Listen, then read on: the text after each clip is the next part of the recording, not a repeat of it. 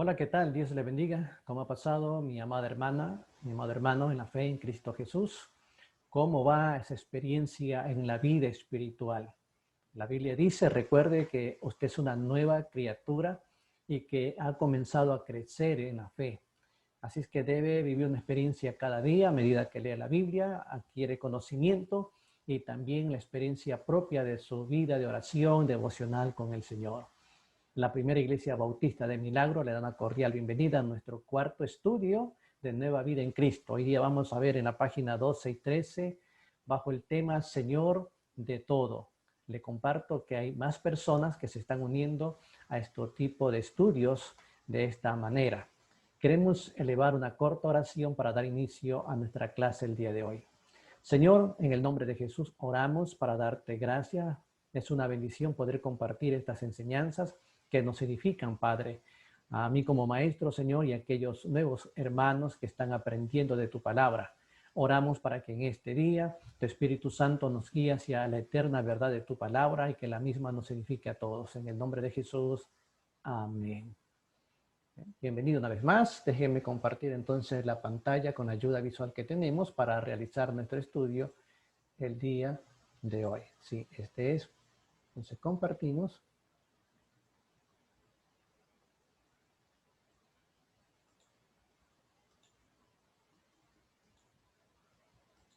Ok.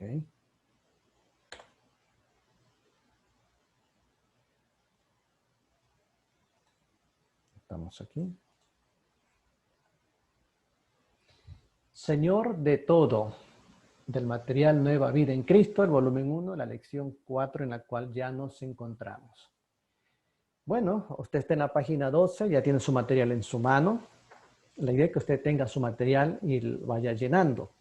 Déjeme decirle que para el próximo estudio ya nos gustaría que usted llene con lápiz, creo que ya le dejé esta tarea, y usted compare luego pues la respuesta que yo le presento para ver en qué se ha equivocado y en qué usted ha acertado. Si no lo ha hecho esta vez, pues para la lección 5 ya adelante, se coja la hoja y vaya llenándola y después revisamos. Y ahí donde se haya equivocado usted, pues corrige naturalmente. Entonces comenzamos como siempre con las preguntas de verdadero y falso. Dice allí, primera pregunta de verdadero o falso. ¿Tengo el derecho de controlar mi propia vida? ¿Qué será verdadero o falso? Escriba con lápiz y al final comprobamos si acertó o se equivocó. Segunda pregunta. Si rindo el control de mi vida a Cristo, ¿Él me quitará todas mis diversiones? ¿Verdadero o falso? Tercero. Yo sé cómo manejar mi vida. Nadie más tiene derecho a mandarme. ¿Verdadero o falso? Desarrollemos el estudio. ¿Quién es mi dueño? ¿Quién es mi dueño? Uno de los títulos más usados para referirse a Cristo es Señor. Aunque el mundo de hoy vive en rebeldía contra Dios, un día toda rodilla se doblará ante Cristo y toda lengua confesará que Jesucristo es el Señor. Leo para ustedes Filipenses capítulo 2 del 10 al 11, como dice en la Biblia, cual dice, para que en el nombre de Jesús se doble toda rodilla de los que están en los cielos y en la tierra y debajo de la tierra, y toda lengua confiese que Jesucristo es el Señor para la gloria de Dios Padre. Bien, entonces tenemos allí la primera pregunta que dice, ¿qué significado tiene la expresión Jesucristo es el Señor de mi vida? Bueno, escriba allí, detenga el video y escriba una respuesta si no lo ha hecho y luego compare. Veamos qué tenemos allí como ayuda, como respuesta. Ajá. Tenemos como respuesta, ¿qué significado tiene la expresión Jesucristo es el Señor de mi vida? Bueno, que ahora soy su siervo. Hoy en día, déjeme ayudarle, cualquiera se le puede llamar Señor dentro de nuestro contexto cultural, el Señor panadero, el Señor chofer, el Señor ingeniero.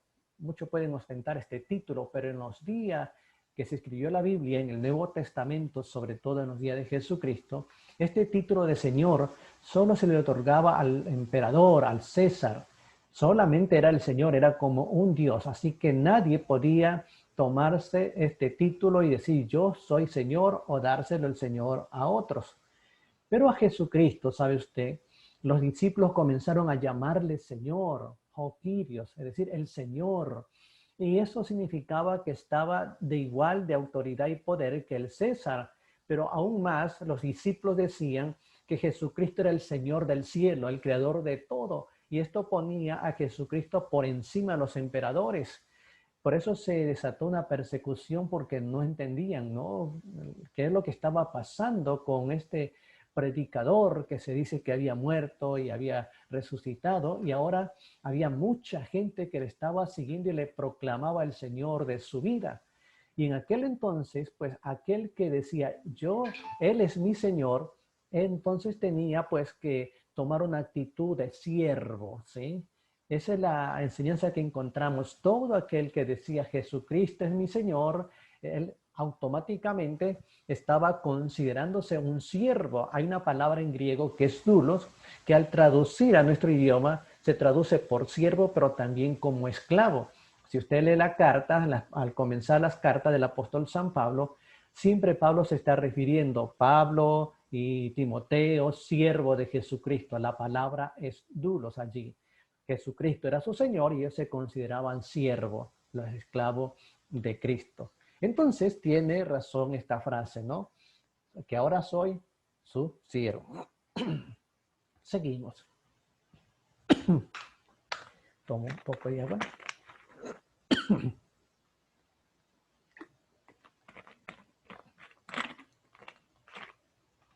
Disculpe.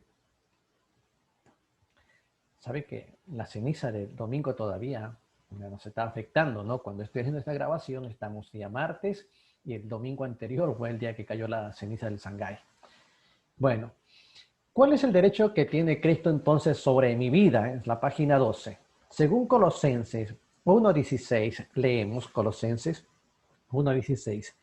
Porque en él fueron creadas todas las cosas, las que hay en los cielos y las que hay en la tierra, visibles e invisibles, sean tronos, sean dominios, sean principados, sean potestades, todo fue creado por medio de él y para él. Entonces, ¿cuál es el derecho que tiene Cristo sobre mi vida? De una respuesta y luego compare. Según Colosenses 1:16, el derecho de la creación, él lo creó todo, sí. Dice la Biblia que Dios creó todo. Jesucristo es Dios y Él lo creó todo. Así que eres el dueño de todo. Entonces, por derecho de creación, Él tiene derecho sobre mi vida porque es el creador de todo. Segunda de Corintios 5:15, la siguiente. Esta dice de la siguiente manera. Y por todos murió para que los que viven ya no vivan para sí, sino para aquel que murió y resucitó por ellos. ¿Qué respuesta tenemos? Bueno, Él tiene derecho sobre mi vida porque Él murió por mí. Sí, Él murió por mí para salvarme y perdonar mis pecados y darme la vida eterna. Entonces, la siguiente dice, ¿a quién pertenece mi vida ahora? A Jesucristo, naturalmente. A Jesucristo. Muy bien. Ahora, frente a esto, ¿cuál es mi respuesta que debo tener? ¿Cuál es mi respuesta? La número 3 dice, si Cristo es mi dueño, ¿cómo debo corresponder según segunda de Corintios 5:15 que ya leímos? Y si todo murió para que los que viven ya no vivan para sí, sino para aquel que murió y resucitó por ellos. Entonces, ¿cuál sería la respuesta? ¿La tiene usted? Bueno, le comparto la que yo tengo. Ahora debo vivir para Cristo. Ajá. Entonces, ahora debo vivir para Cristo. Luego dice, lea Gálatas 2:20. Este versículo da un resumen de lo más esencial de la vida cristiana. Explique la siguiente frase. Muy bien, explique la siguiente frase. Ya no vivo yo, vive Cristo en mí. Ya no vivo yo, vive Cristo en mí. ¿Qué respuesta usted tiene? Detenga el video, escriba su respuesta y luego compare. ¿Listo? Veamos entonces la respuesta. Ahora he renunciado a la vida egoísta que llevaba porque Cristo vive en mí ahora. ¿Sí? Esa es la respuesta. Ya no vivo yo, más Cristo vive en mí. Ahora, continuamos. Estar crucificado con Cristo quiere decir que mi vida vieja murió o quedó atrás. Ahora tengo la nueva vida en Cristo con poder para vencer el pecado. Qué interesante, ¿verdad? Tengo poder para vencer el pecado. Vamos a la pregunta 5 que está en la página 12. ¿Cómo debo vivir esta nueva vida en Cristo? Vea la segunda parte de Gálatas 2:20. Esta dice, y lo que ahora vivo en la carne, lo vivo en la fe del Hijo de Dios, el cual me amó y se entregó a sí mismo por mí. Entonces, ¿cómo debo vivir uh, esta nueva vida en Cristo? Veamos la respuesta que tenemos. Ahí tenemos. Ahí está. Porque Dios me amó y se entregó por mí. ¿Cómo debo vivir esta nueva vida en Cristo? Bueno, porque Dios me amó y se entregó a sí mismo por mí. Por eso debo vivir la vida nueva en Cristo. Viramos la hoja. Estamos en la página 13 entonces y tenemos la pregunta 6. ¿Cuál es una buena manera de saber si Cristo es el Señor de mi vida? Lucas 6:46. ¿Cuál es una buena manera para saber si Cristo es el Señor de mi vida? Leemos Lucas 6:46. Esta porción de la palabra de Dios dice así, en palabra de Jesús.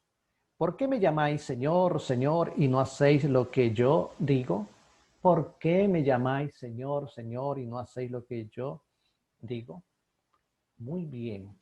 Entonces, ¿cuál es una buena manera para saber si Cristo es el Señor de mi vida? Ya respondió.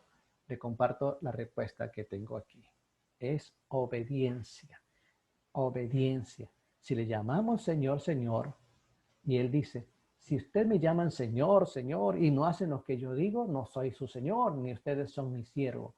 Pero si le obedecemos, entonces realmente Él es nuestro Señor. Interesante, ¿verdad? Continuamos. 7. ¿Por qué es tan necesario que rinda mi vida al control de Cristo? En primer lugar, no puedo servir a dos jefes. Hay que definir si voy a servir a Dios o servir al mundo. No puedo quedar bien con los dos. Lucas 16:13 dice de la siguiente manera: ningún siervo puede servir a dos señores, porque o aborrecerá al uno y amará al otro, o estimará al uno y menospreciará al otro. No podéis servir a Dios y a las riquezas. ¿Sí?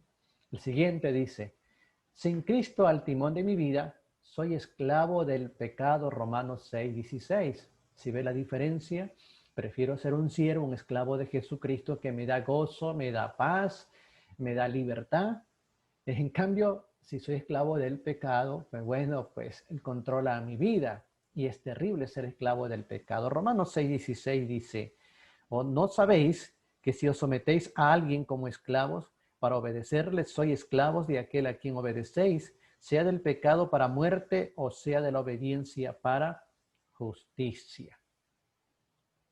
Luego dice, un día tendré que presentarme ante el tribunal de Cristo para rendirle cuenta. Segunda de Corintios 6:10. Dice así la Biblia. Porque es necesario que todos nosotros comparezcamos ante el tribunal de Cristo para que cada uno reciba según lo que haya hecho mientras estaba en el cuerpo, sea bueno o sea malo. En futuros estudios vamos a explicar más ampliamente este pasaje de la palabra de Dios. Ahora, sigamos en nuestra hoja de estudio y veamos la siguiente ayuda visual que está en su hoja también. Entonces, ¿quién es el más apto para manejar mi vida? ¿Quién desea siempre lo mejor para mi vida, Jesús o yo? Pregúntese, ¿quién desea lo mejor para mi vida, Dios o yo? Usted puede decir yo, no, pero usted se conoce a sí mismo y sabe que no es cierto. Ese yo que está en usted le pide cosas que sabe que le perjudican a su salud y a su vida espiritual. Entonces Jesús. La segunda, ¿quién sabe lo que es mejor para mi vida, Jesús o yo? Claro, definitivamente Jesús, Él conoce el pasado, el presente y el futuro. Yo estoy limitado a mi presente solamente. Tercero, ¿Quién puede hacer lo mejor para mi vida? ¿Quién puede hacer lo mejor para mi vida? ¿Jesús o yo? Usted está de acuerdo conmigo, ¿verdad? Jesús, efectivamente. Ahora, tenemos la siguiente pregunta. ¿Qué debo entregar a Cristo? Hay algunas áreas de mi vida que debo entregar al Señor. Y estas son. Estamos en el 8. En primer lugar dice allí Romanos 12.1. Vamos a leer Romanos 12.1 para encontrar la respuesta. Dice así. Así que, hermanos, os ruego por las misericordias de Dios que presentéis vuestros cuerpos en sacrificio vivo, santo, agradable a Dios, que es vuestro culto racional. Muy bien, entonces, ¿qué debemos entregar al Señor? Pues Romanos dice claramente que debemos entregar nuestros cuerpos vivos. Así es, nuestro cuerpo, este cuerpo donde mora ahora el Espíritu Santo de Dios, desde el momento en que recibimos a Cristo como nuestro Señor y Salvador. Usted se va a encontrar con muchas enseñanzas en la Biblia que nos pide que cuidemos este templo, que no lo contaminemos y que también debemos apartarlo del pecado. Ya iremos profundizando en esta enseñanza poco a poco. Entonces Dios nos pide que si Él es nuestro Señor, yo debo entregarle mi cuerpo, porque ahora le pertenece a Él. Recuerde que Él pagó el precio en la cruz del Calvario. No solamente mi cuerpo, sino todo mi ser, cuerpo, alma y espíritu. En segundo lugar, en Romanos 12, verso 2, el siguiente versículo dice, no os conforméis a este siglo, sino transformaos por medio de la renovación de vuestro entendimiento, para que comprobéis cuál sea la buena voluntad de Dios, agradable y perfecta. ¿Qué debo entregar aquí? Detenga el video y descúbralo y responda. ¿Listo? Bueno, continuamos.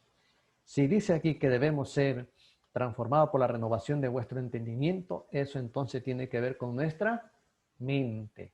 Es decir, nuestro pensamiento, nuestro razonamiento, el intelecto, los conocimientos que tengamos, la fuerza de voluntad, sí.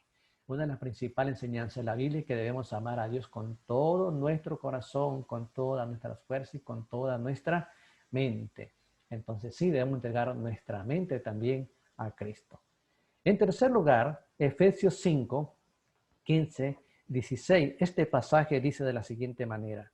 Mirad pues con diligencia como andéis, no como necios, sino como sabios, aprovechando bien el tiempo porque los días son malos.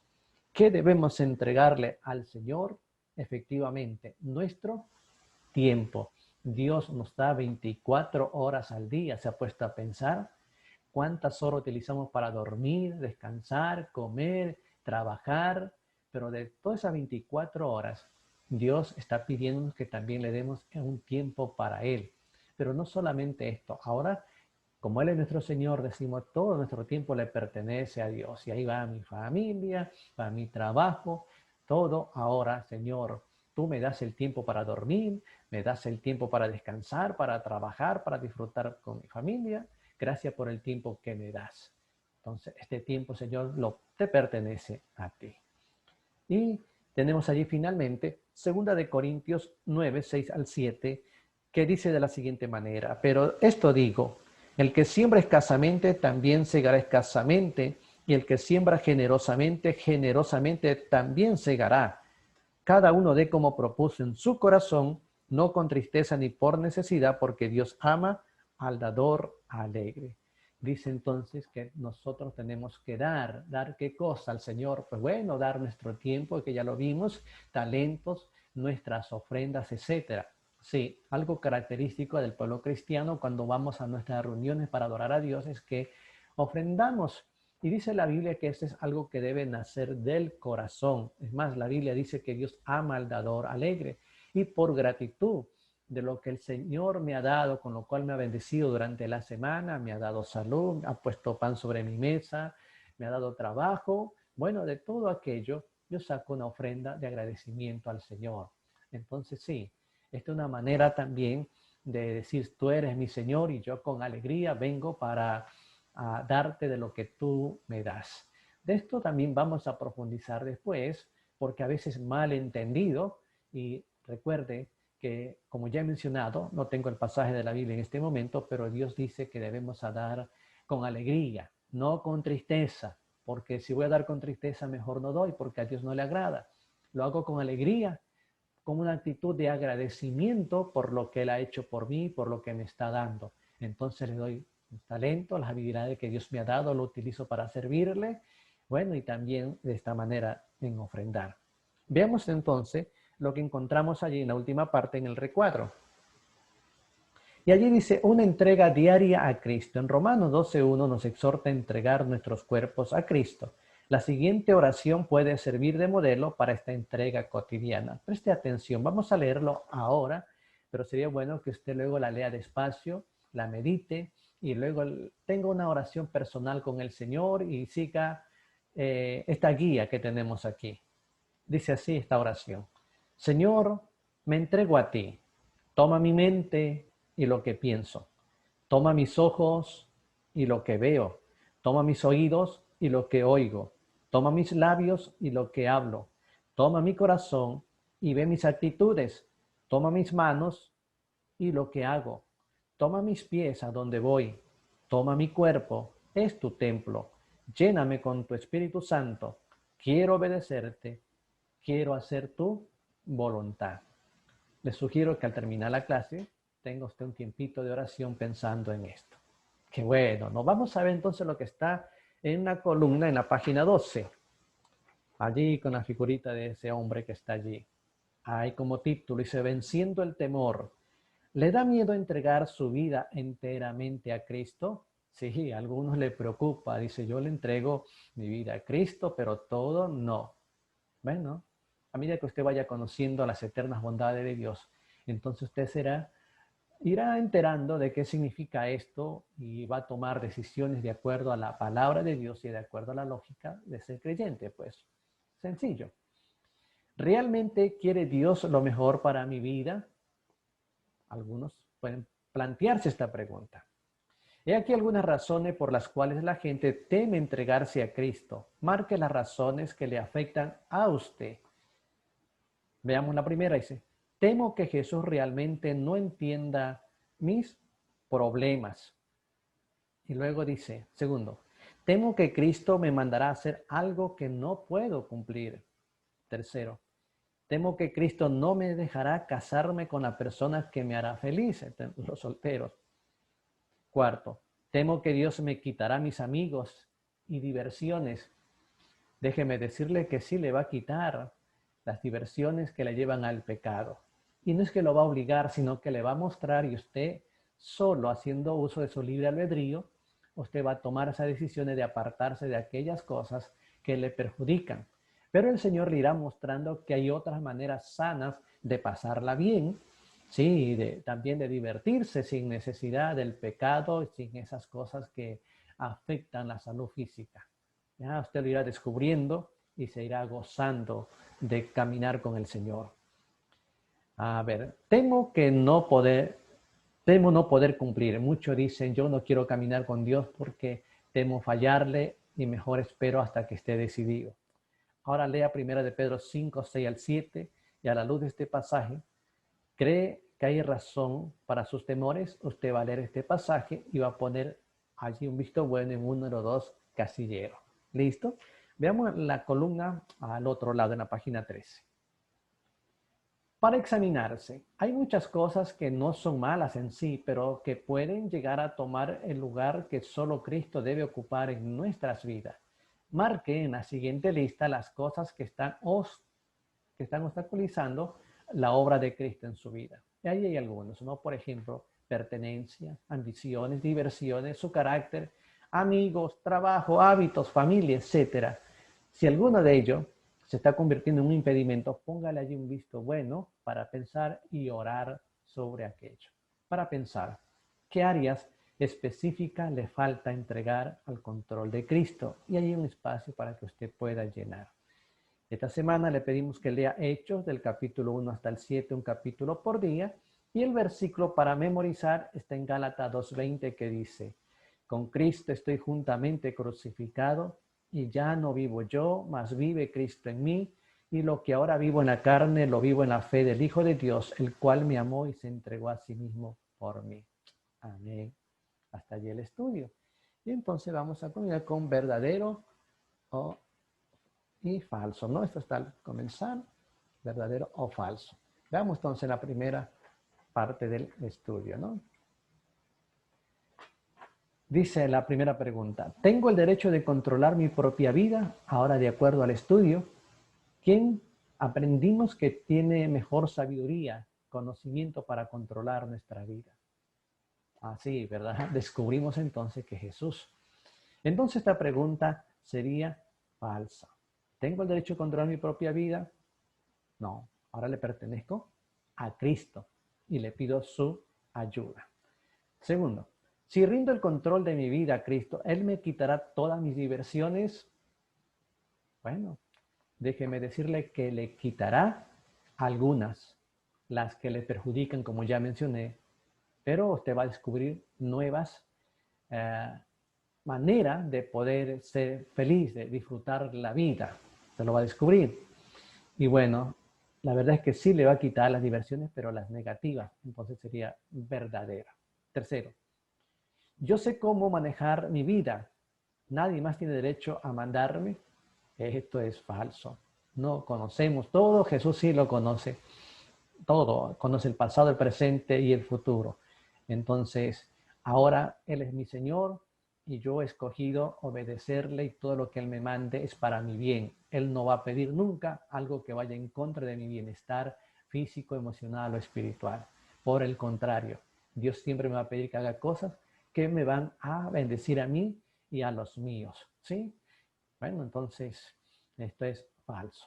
En cuanto a la segunda, pues de pronto puede estar usted pensando, pero sí, permítame hacer énfasis, le quitará solo aquellas diversiones que le hacen daño de una u otra manera. Listo, entonces hemos terminado el cuarto estudio. Vamos a orar para darle gracias a Dios y esperamos encontrar la próxima semana ese tiempo para nuestro reencuentro y seguir estudiando la palabra de Dios a través de estos estudios. Entonces, oramos. Padre, en el nombre de Cristo Jesús, en este momento, Señor, venimos para darte gracias por la oportunidad de poder compartir estos estudios.